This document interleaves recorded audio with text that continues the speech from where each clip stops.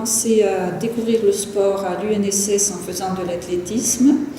Quand l'équipe féminine de rugby de Tournus s'est montée et où les entraîneurs sont venus me voir, sachant que j'étais sportive, pour me demander si je voulais bien pratiquer ce sport. Mon engagement est venu du fait que certaines personnes et des entraîneurs ont voulu monter une équipe féminine de rugby, donc c'était des pionniers également. Et puis ensuite, comme nous voulions jouer, eh bien, nous avons pris nos responsabilités pour faire perdurer l'équipe. Et je me suis prise au jeu. Et ensuite, ça a été, pour ainsi dire, l'origine de toute ma carrière sportive. Les entraîneurs m'avaient mis immédiatement capitaine. Donc, pour continuer, eh bien, il a fallu recruter, il a fallu trouver des entraîneurs, il a fallu créer une équipe. Donc, il y a eu toute la question administrative et sportive à gérer. Et je me suis retrouvée à la tête de tout cela pour que l'équipe perdure. Les filles sont débutantes, elles sont demandeuses. Et il leur faut des entraîneurs très compétents. Devant cette pénurie, donc, je suis allée à Agen plaider la cause des femmes auprès du président de la Fédération française de rugby, M. Albert Ferras, à cette époque. Et il n'avait rien contre les filles qui jouent, mais il ne voulait pas les soutenir. Ce n'était pas son problème d'avoir des joueuses de rugby, son problème c'était de former des garçons. C'était pour amener plus de garçons à la fédération. En tant que prof DPS, pour faire des cycles rugby, et en tant qu'éducatrice dans les écoles de rugby. Il pensait que des femmes éducatrices dans les écoles de rugby, ça allait rassurer les mamans, les parents, pour s'occuper d'eux, et qu'il y ait une présence féminine était importante auprès des petits.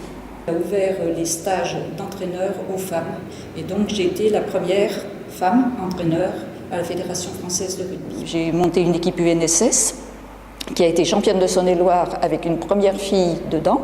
Les féminines sont entrées à la Fédération française de rugby et étant la seule femme en France entraîneur, j'ai été nommée entraîneur de l'équipe de France. Et c'est une charge énorme et puis il faut avoir des capacités, des connaissances également de haut niveau. Lorsque j'ai été nommée, il y a eu du scepticisme, il y a eu une Coupe du Monde à préparer, donc des sélections à faire, et c'est tout autre chose que d'entraîner un club. Je pense que le plus dur, c'est de se faire accepter au niveau des cadres techniques qui gèrent, donc qui sont les techniciens de la fédération, qui gèrent la formation, et être la première femme, c'est vrai qu'on est testé. Lorsqu'une femme rentre dans un milieu masculin, elle est jugée sur ses capacités. Et je pense que dans tous les domaines, cela doit être la même chose. Lorsque j'ai fait le stage entraîneur Fédération française de rugby, j'étais la première femme.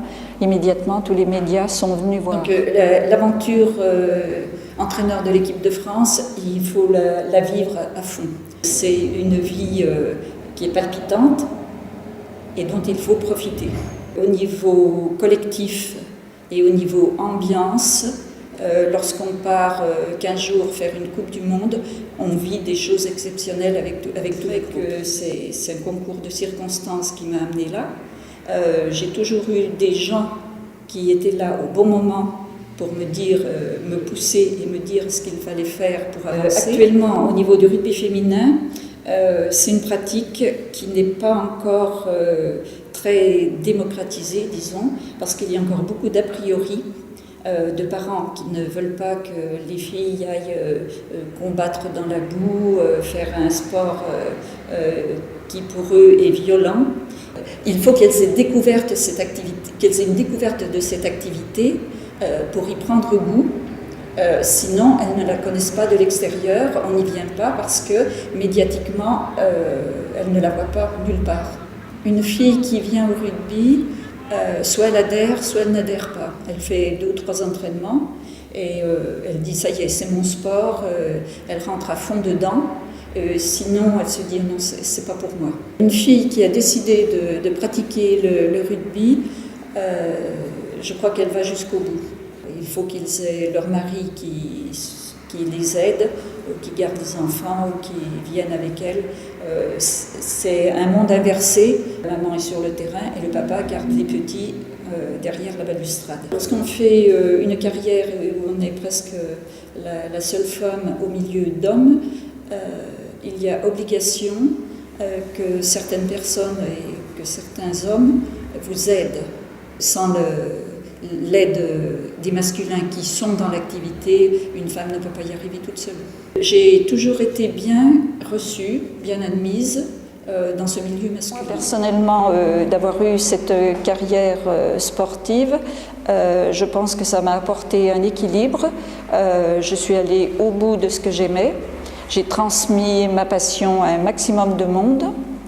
Et là, je continue. Je vois sur Châlons donc toutes ces jeunes qui sont issus de l'immigration, l'évolution qu'il y a déjà eu en quelques années.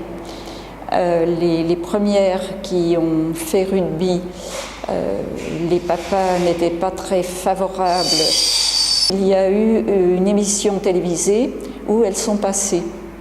Je les avais emmenées faire un lever de rideau de France-Écosse pour jouer contre les Flandres. Et à partir de là, les parents étaient très fiers de leur fille. Donc la pratique, ils ont compris que cette pratique pouvait amener quelque chose à leur fille et leur permettre d'être à un bon niveau et de s'émanciper. Des filles que j'ai eues en équipe de France sont maintenant entraîneurs et même entraîneurs d'équipe de France à leur tour. Je trouve que c'est très bien d'avoir tracé la voie et de voir que les autres après peuvent s'y engouffrer et y arriver à leur tour. Les enseignants qui considèrent les filles et les garçons en tant qu'êtres humains et avec leurs qualités propres les feront toujours progresser. Oui, il y a beaucoup de joie avec les jeunes. La passion passe, se transmet, mais dans n'importe quelle activité. Pour le moment, je m'entraîne toujours parce que mon ambition, c'est d'aller jusqu'en 2015 où il y a les championnats du monde vétérans à Lyon.